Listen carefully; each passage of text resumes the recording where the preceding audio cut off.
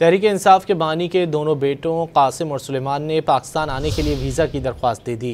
बानी पीटीआई की बहन अलीमा खान ने सोशल मीडिया पर अपने पैगाम में कहा कि चंद रोज़ कबल सुलेमान और कासिम ने लंदन में पाकिस्तानी हाई कमीशन में अपने वीज़ों के लिए दरख्वास्त दी। अलीमा खान के मुताबिक सफ़ीर ने बताया कि वो इस्लामाबाद में वज़ारत दाखिला से मंजूरी के मुंतज़िर हैं। तहरीक इंसाफ के बानी के दोनों बेटों कासिम और सुलेमान ने पाकिस्तान आने के लिए वीज़ा की दरख्वास्त दे दी।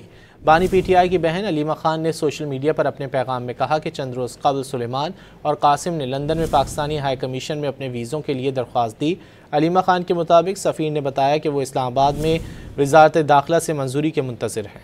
तहरीक इंसाफ के बानी के दोनों बेटों कासिम और सुलेमान ने पाकिस्तान आने के लिए वीज़ा की दरख्वास्त दे दी। बानी पीटीआई की बहन अलीमा खान ने सोशल मीडिया पर अपने पैगाम में कहा कि चंद रोज़ कबल सुलेमान और कासिम ने लंदन में पाकिस्तानी हाई कमीशन में अपने वीज़ों के लिए दरख्वास्त दी।